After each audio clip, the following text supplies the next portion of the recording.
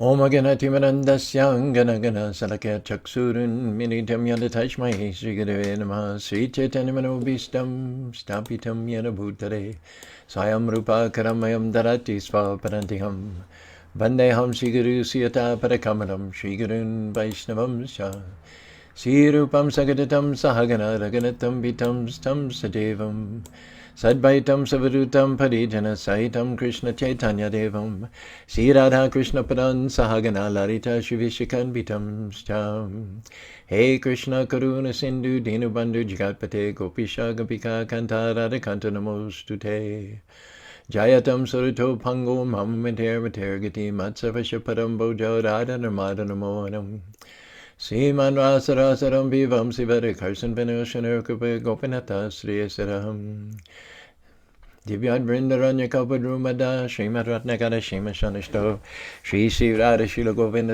Prastalabhi Sevamano Shmarami Namo Brahmanya Devaya Go Brahmanya Taya Cha Jigatitaya Krishnaya Govindaya Namo Namah Mangala Mangalang Bhagavan Vishnu Mangalam Guru Dhajaja Mangalam Panadi Kaksho Mangalayana Hari Om Narayanaya Vidmehi Vasudevaya Dhimahi Tano Vishnu Prachodhyate Om Mahadevi Chavidnehi Vishnu Padhyate Dhimahi Tano Lakshmi Prachodhyate Mahalakshmi Namastabhyam Sare Sare Hari Pare Namastabhyam Namasyamayadanayane Tapta Kanjana Gonagir Hari Vindavaneshwari Vishavana Sudevi Pranamani Hari Shri Nama Om Vishnu Padaya Krishna Pashtaya Bhutare Srimati Bhakti Vedanta Swami Dharamane Namaste Saraswati Deva Gauravani Pacharine Nirvishesa Sunyvari Praskata Desaranine Sri Krishna Chaitanya Prabhu Nityananda Shri Advaita Gadadhar Srivasadi Gaur Bhaktavinda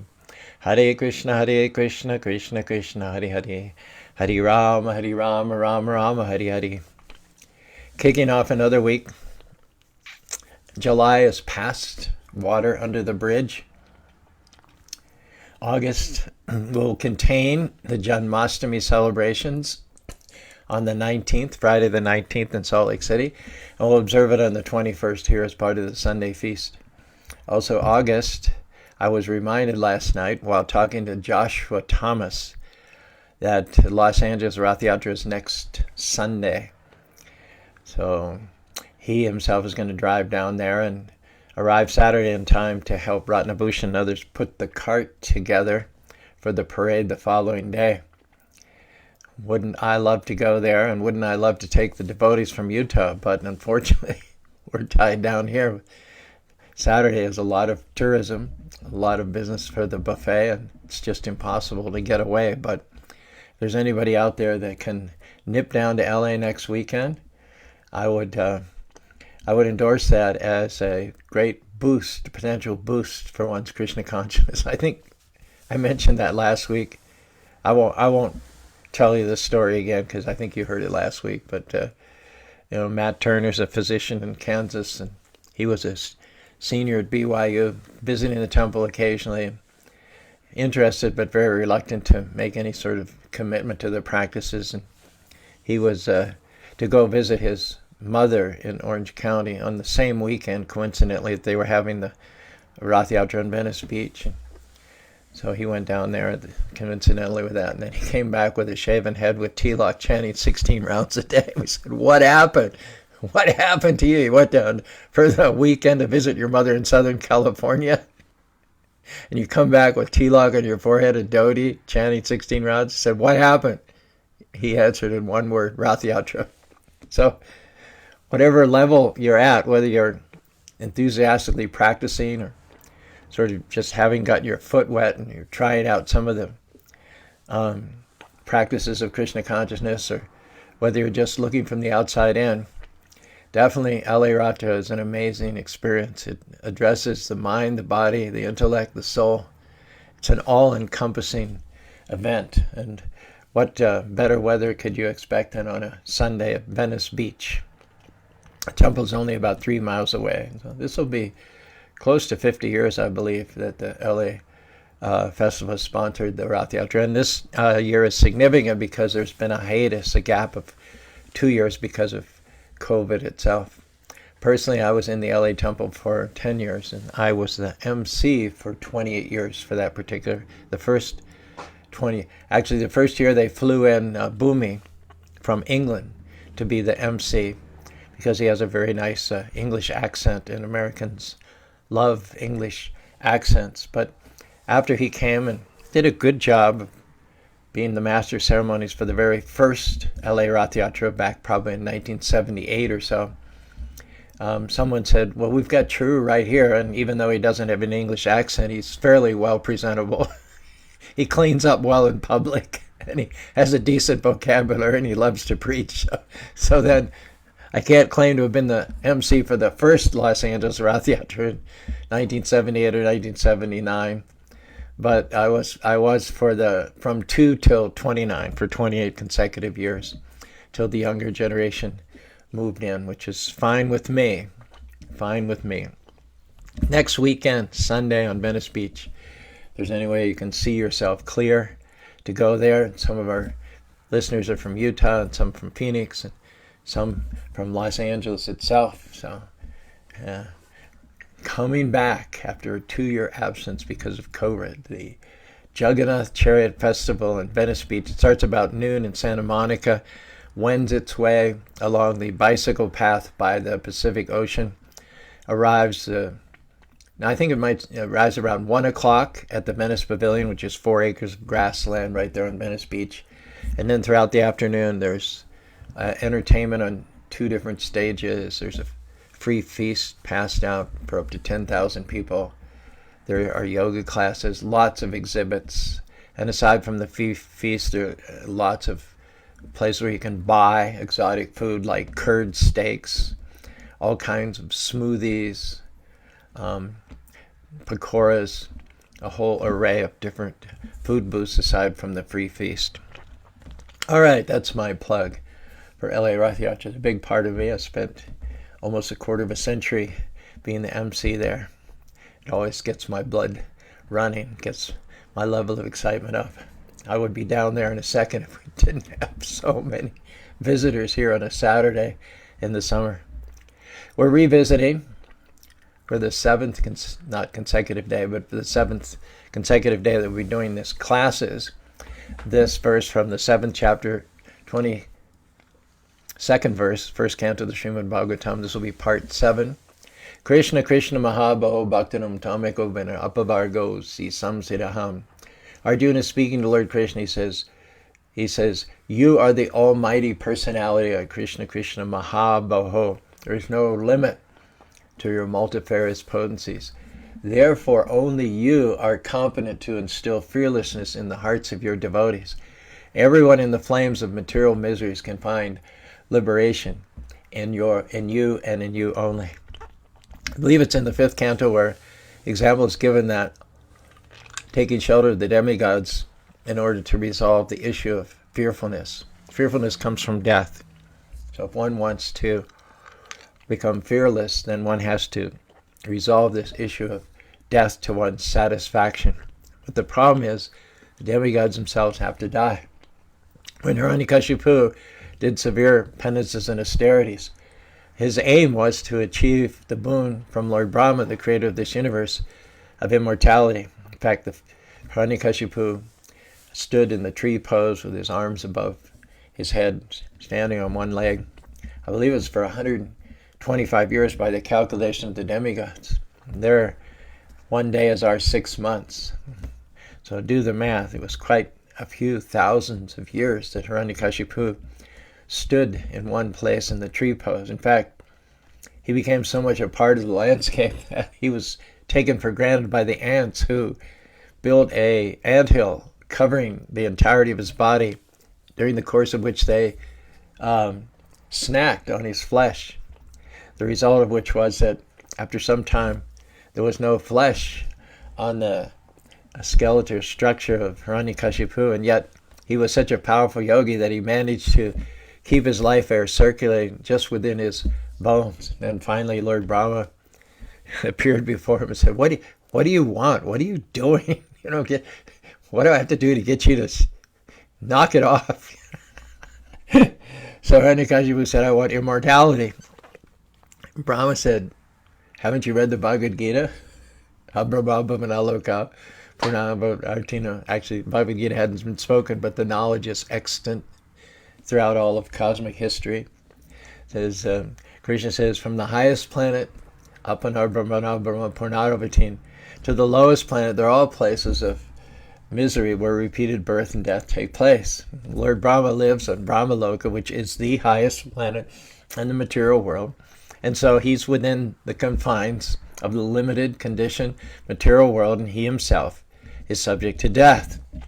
Now remember, his 6 months is, his one day is our 6 months. So he has a long lifespan, and from our point of view, it may seem superficially as if Lord Brahma would live forever, just as from the point of view of the ant who lives only a few weeks, he would think, comparing his lifespan to that of the human beings, that the human beings live practically forever. And when we compare our lifespan to that of Lord Brahma, we might falsely conclude that Lord Brahma lives forever. But Lord Brahma introduces a note of sobriety here between him and Hiranyakashipu by saying, I can't give you what I don't have. I'm not immortal, so I can't give you immortality. So the statement is made in the 5th canto of the Bhagavatam that approaching the demigods for the resolution of the fear issue, which stems from a fear of death, is like jumping into a shallow pool. You see these videos nowadays when you're scrolling through Facebook of people diving from high cliffs into water far below. And the assumption is that the water's deep enough that you won't hit bottom 2 feet below the surface. Because if you did, you'd be in bad shape. So usually it's researched adequately that if you're going to jump off of a large cliff into a body of water, you want to know beforehand that that water is deep enough that you'll be safe. Similarly, one should not take shelter of the demigods for the resolution of the fear problem unless and until one realizes or one determines that the demigods themselves are free from fear and free of death, which they are not. There are many, many stories of the demigods being shot full of fear. Fear of being deposed. Fear of someone else doing more sacrifices than them. Fear of being eclipsed in terms of their reputation by someone else who has greater qualities. Most of the stories that involve the demigods and demons are stories in one form or another about the fearfulness which pervades the entirety of this material world from the highest planet to the lowest planet. So therefore it said, Nanyatra mad bhagavata pradana parushashanam atmanam sarvabhutanam bhayam tivram nivartate. There's only one personality who is competent to instill fearlessness in the hearts of his devotees, and that is that personality who is himself immortal, who himself is free from death. Supreme Personality of Godhead, Krishna. We quoted so many verses in the previous days about how everybody is running in fear of death, but when Krishna appears on the scene, death runs out of fear of Krishna. People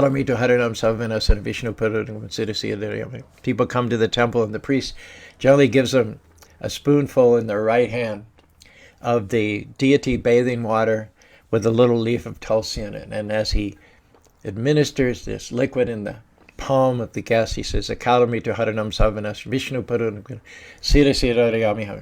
blessing is that while everybody in this material world is running here and there out of fear of death, death himself runs away out of fear of Krishna. So if you stick to Krishna, if you take shelter steadfastly and unflinchingly in service at the lotus feet of Krishna, then death cannot approach. Death cannot approach. I heard the story about a bully. He lived on the block, and he constantly threatened this one boy with beating him up. And one day the bully became so audacious, he knocked on the door of this young boy, and the boy opened the door, and the bully said, I'm going to beat you. I'm going to give you the licking of your life. And the little boy, he was half the size of this bully, half his age. He looked the bully in the eye and he said, "You're not going to lay a finger on me." The bully was like, "Who do you think you are? What makes you so confident? How is it that you're so free from fear?" So then the little boy opened the door further to reveal his big brother standing with his guy. His big brother had his back, and his big brother was twice as big as the bully. So the boy he had no fear of the bully, even though the bully was bigger and stronger.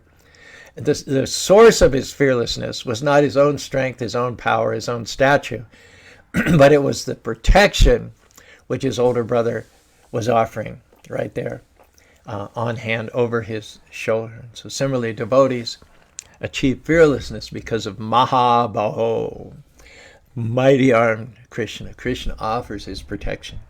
Otherwise, no one can give protection up to the level of Krishna. Devi Hesha Gunami Matam Maya Daratya Mam Eva Yaprabandite Mayam Etam Tarantite.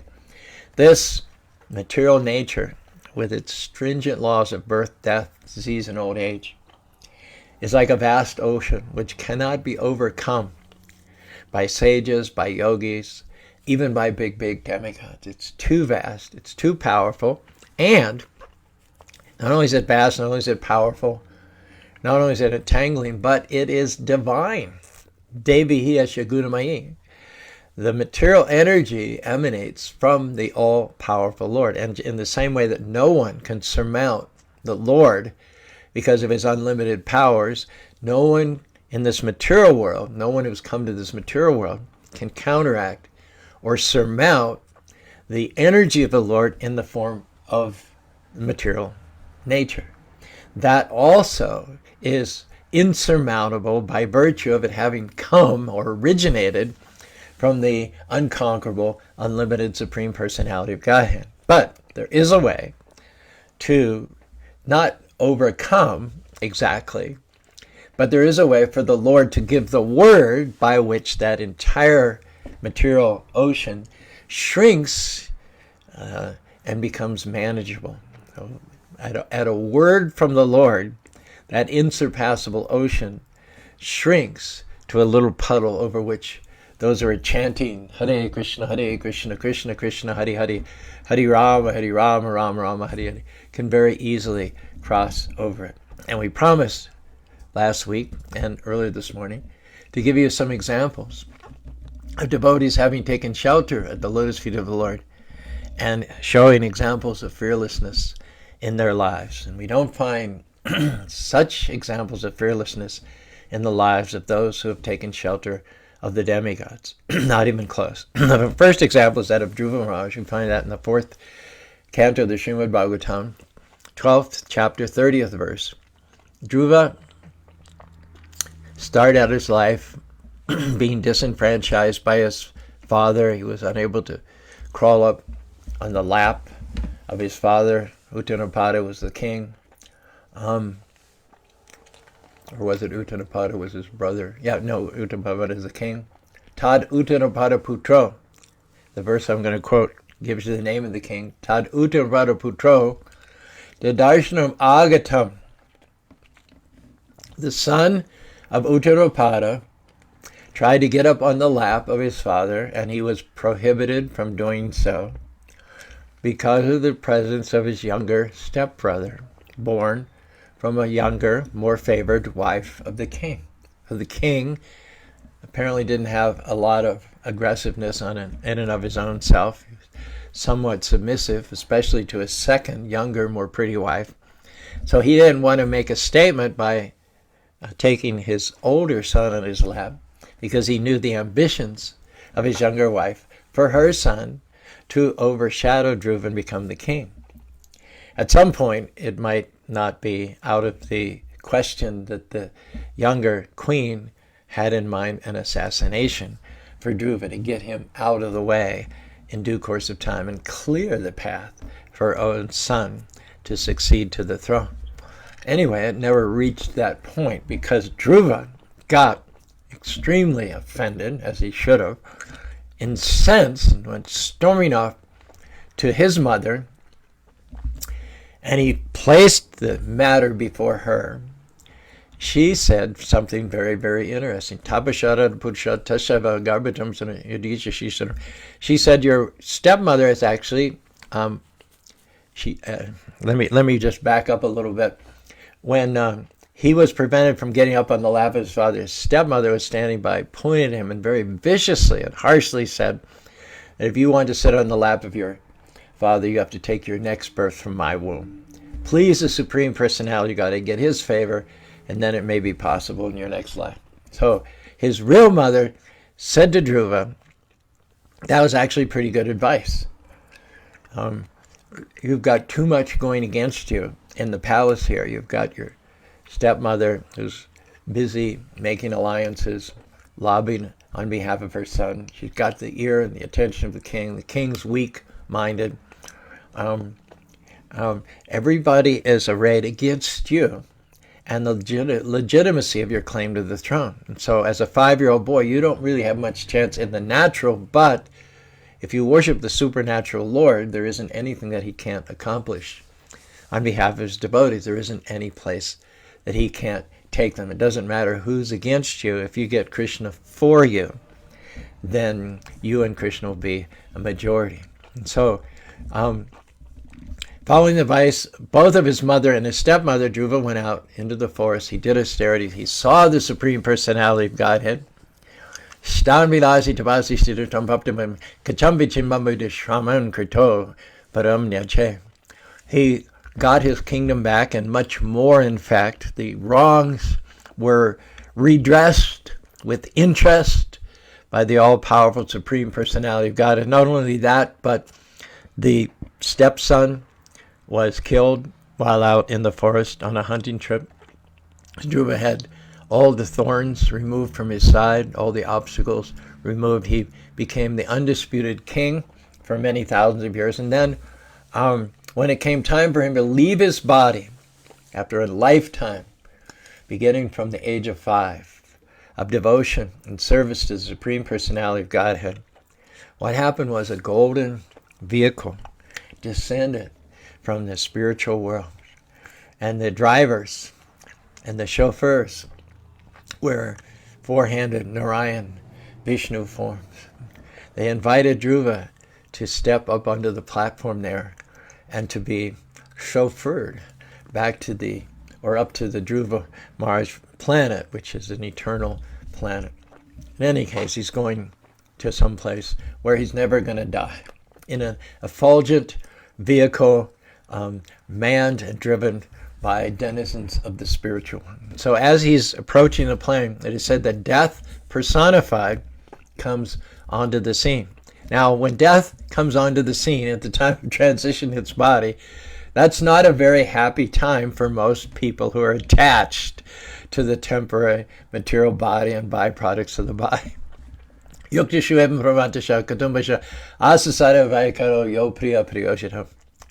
So the materialist is very fond of this body and very fond of the byproducts of this body in terms of children, grandchildren, great-grandchildren. And so the moment when they have to leave all of this, when death plucks them from the midst of all of their family members, is anathema to them. That is the worst day of their life.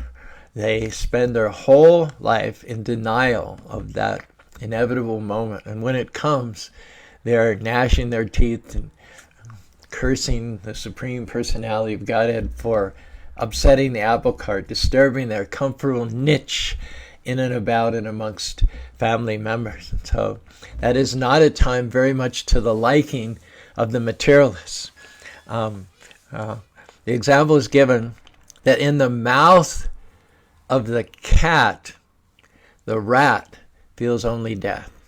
So for those who have ignored, discarded, distanced themselves from the Supreme Personality of Godhead, gone their own path of material acquisition, competition, and envy amongst one another,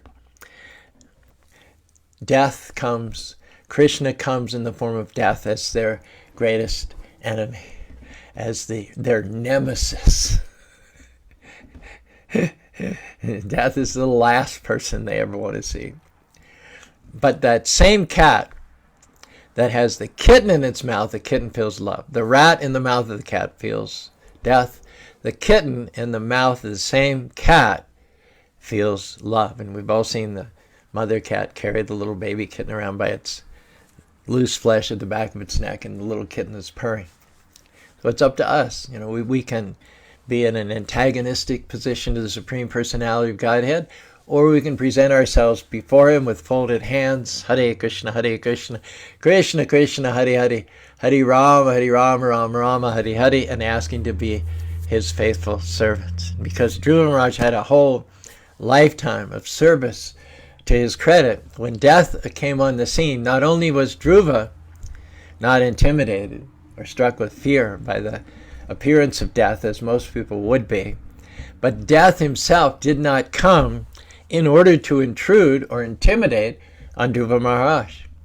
Yamaraj had told his servants in the sixth canto of the Srimad Bhagavatam, he says, Evam nirpanam surya bhagare sarvatma vibhadade kalayanam taneda nandam maharadyanam shvatpatam tirpantam rugayagata.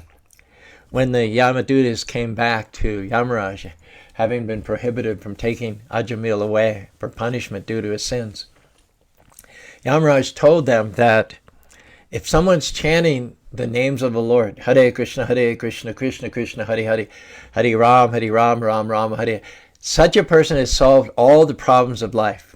The foremost problem, which is death, from which fear arises. So put it all together, those who are chanting the names of the Lord without offense and purely, they are not going to die at the time of leaving this body. They're not going to again take another material body, but they're going to be released from the conditions of birth, death, disease, and old age. And for those who have the name of the Lord on their lips and who have the shelter and protection of the Lord, there's nothing that they have to fear from death. Neither is death going to harass them. The agents of death, the Yamadutas, were instructed by their Lord Yamaraj that anybody who's chanting the names of the Lord has solved all of the major problems of life.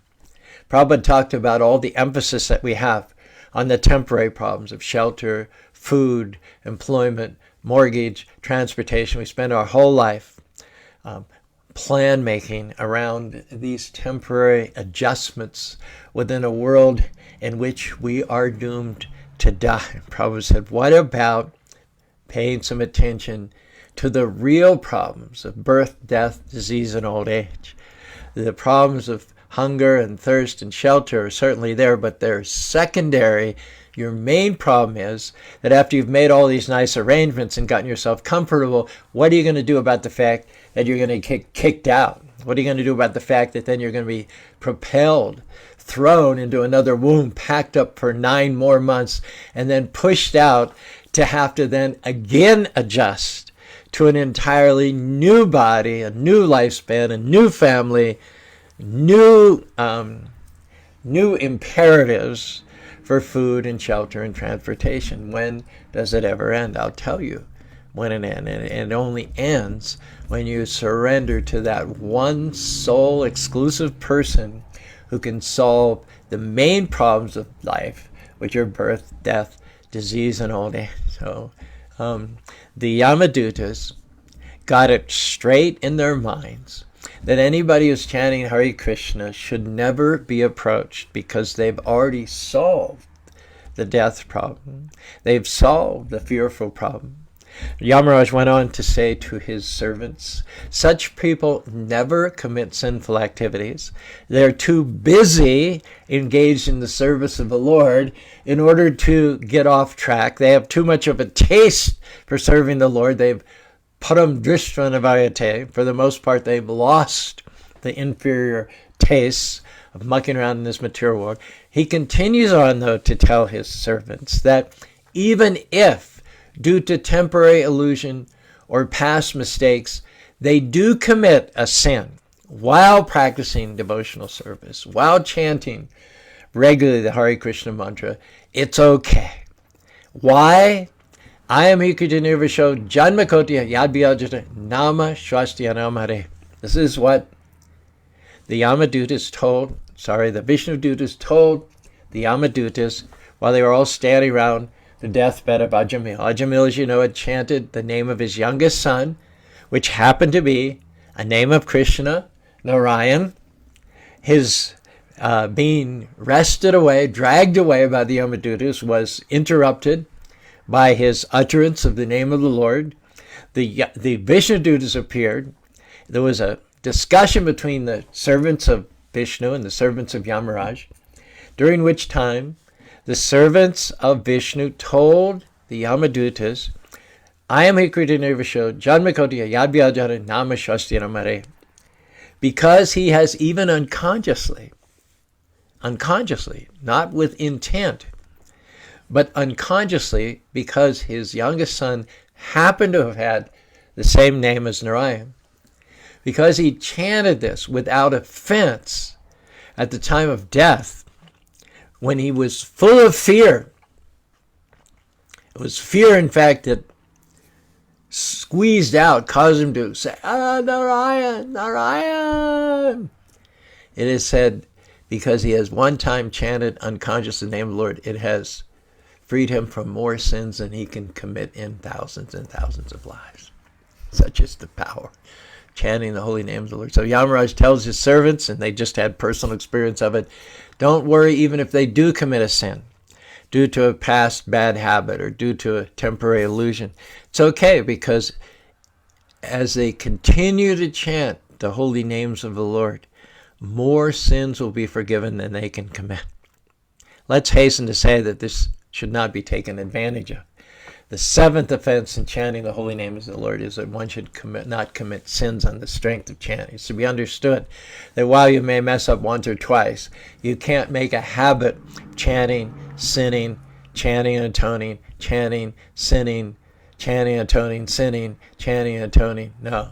If someone has that kind of a mentality, there's no remedial measures whatsoever. But even if someone who's chanting the holy names of the Lord makes a temporary fall down due to one reason or another, but they get back up, they continue chanting Hare Krishna, and they don't repeat the offense, then they are still saintly. Api ched saracharo bhajatemam sadarevasam samyagbhyavasharam.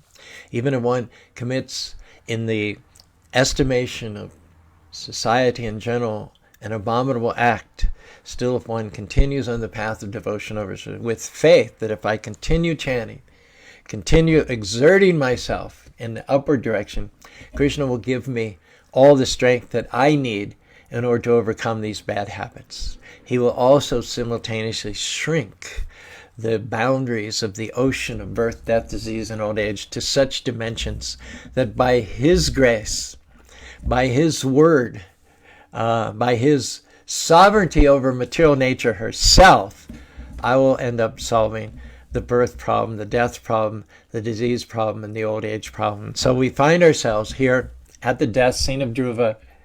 Death has appeared on the scene, not as an antagonist, not to strike fear or to do anything untoward towards Dhruva, but rather death is there in a mood of appreciation. Death is there, as it were, in the cheering section.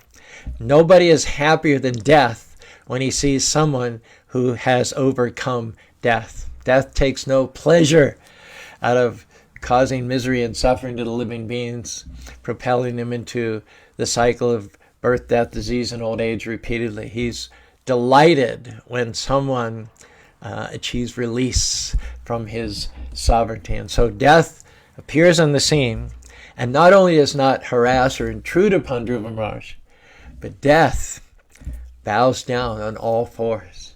Tabletop, if you're a yogi. Death took the tabletop position, or you might say the step position. Death submitted himself before the devotees. Death took the lower role. Death wanted to do some service to a deathless devotee of the Lord, and so he presented himself as a footstool onto which Dhruva Maharaj could place his foot and then step up into the Vaikuntha airplane. And it says, Mritnu Murdam Padambata Aruhad Bitam Gudam. Not only did Dhruva not feel any fear at death, but he very, very appreciatively and respectfully folded his hands and respected death as he entered into the Vaikuntha airplane and took off for regions far beyond even those of the demigods, sages, and saints of this material world. That's the story of Dhruva Maharaj. We're going to talk tomorrow about other examples of devotees who achieved deathlessness and then consequent fearlessness. It's good to look for this quality amongst the lives of other devotees. Prabhupada gave the example in the Krishna book that if you want to get an idea of the position of the moon in cosmic space, it's best to see the moon through the branches of a nearby tree. That adds depth perception to your vision. So it's fine and dandy to talk about the theory of devotional service and the theory of release from the modes of material nature and the pangs of birth, death, disease, and old age. But how much more inspirational is it? How much more perspective does it give us to cite the examples of great devotees like Dhruva Maharaj, who themselves exemplify and personify this quality of unflinching devotional service to the Lord. And as a result of their service, and as a result of their having taken shelter of the Lord, as a result of the Lord putting his mighty arms around them and offering them protection, and as a result of the Lord ordering material nature and all of the henchmen of material nature to back off from the devotees, we see how it is that these men and women of faith achieve victory in their lives, and at the end of this life went back to home, back to God. That was Dhruva Maharaj. Today we'll talk about, of course, Prahlad Maharaj. Tomorrow we'll talk about Vasudeva, also in the prison house of Kansa. We'll talk about Maharaj Parikshit facing the last 7 days of his life. We'll stop there this Monday morning. Any thoughts? Rob, my fellow Zoomer.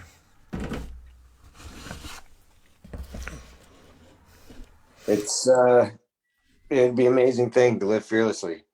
And so that's a wonderful goal to strive for, to have full, complete faith in Krishna and to be able to reach that point of fearlessness in this material world. Indeed, it would indicate that you've reached the perfection of the human form of life, because everywhere in this material world there's fearfulness. So the exception is going to be indeed extraordinary. And no one's going to achieve fearlessness without having taken shelter of the extraordinarily powerful Supreme Personality of Godhead.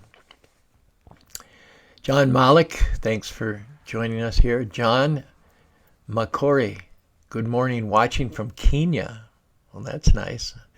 No idea what time it is in Kenya, John. I hope it's a reasonable, godly hour, but thanks very much for dropping in.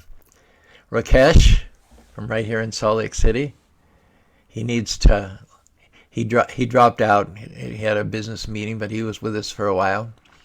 Bhai Bobby says, old age is the enemy of the materialist, but friend of the devotee. Indeed. We talked about death. Old age would be probably a whole series of shows, but yeah, devotee.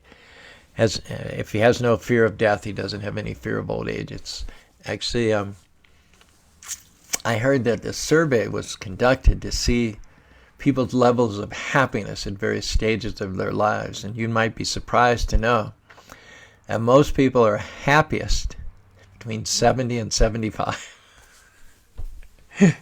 I'm not going to speculate on the reasons for that, but I can say in my life that's pretty much true. I think the last 5 years have been the best. But that will be a whole series for the future. Again, nipping out for a meeting, Ram Kishore, but thanks for being with us for some period of time. Thanks for joining us also, Kusham Demon. Rita, be the kitten, not the rat. Yeah, let's hashtag that. Yeah, kitten, not rat. Jai Ho, Sundari Priya. We submitted our recommendation for Sundari Priya to get Brahmin initiation. she's certainly qualified. She took her original initiation from Radhanath Swami 2016. She's been serving the deities here very nicely in Salt Lake City. So we hope that Radhanath Swami will give her initiation, Brahman initiation, as soon as possible. We had another member, Kruti Nagaraj. We had recommended her for both first and second initiation, and she got word within a day or two to go to LA. Dhruva Maharaj was in LA, and this past weekend she got initiated as Kumari Rani Devi Dasi. I don't know yet whether she got second along with first, but at least that is her first initiated name.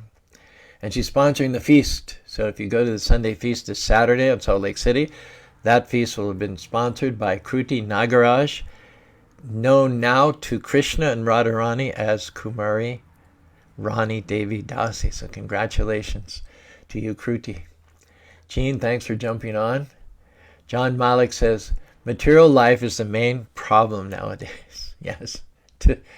Lack of spiritual life is the main problem. Jay from Phoenix, you're a 6-hour drive from LA. I don't know what your plans are for this weekend, but I often used to drive from LA to Phoenix when I was selling cookies to raise money for the temple here in Spanish Fork. So I know it's exactly 6 hours, and that's in a motorhome. So if you have a regular sedan, you could probably make it in 5, should you be inclined to do so. I think the LA Rath Yatra, except for the Festival of Colors right here in Spanish Fork, the LA Rath Yatra is, I mean, the two are well attended. I always say 10 to 15,000 people, and on Venice Beach on that Sunday. So if that's right, then Spanish Fork is bigger by twice. So maybe not the biggest spiritual festival in America. We might claim that title, but the second anyway. Certainly a huge extravaganza, worth attending if you're at all within flying or driving access. Anjali, same goes for you, you Phoenixan. You're only 5 hours away from what's happening this weekend in Los Angeles. Get away from me. Lots of flies in India, as you can see from my background here. Kudos on the white coat ceremony. Yeah, I don't know what to say about that except to tell you to go to Caru, Utah, Facebook page. I also posted on our YouTube channel.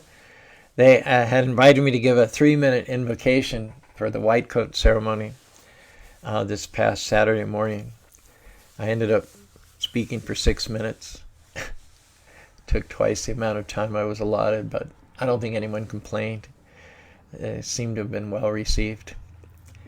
Govinda Dave, good morning. Please accept my obeisances. All glories to Prabhupada.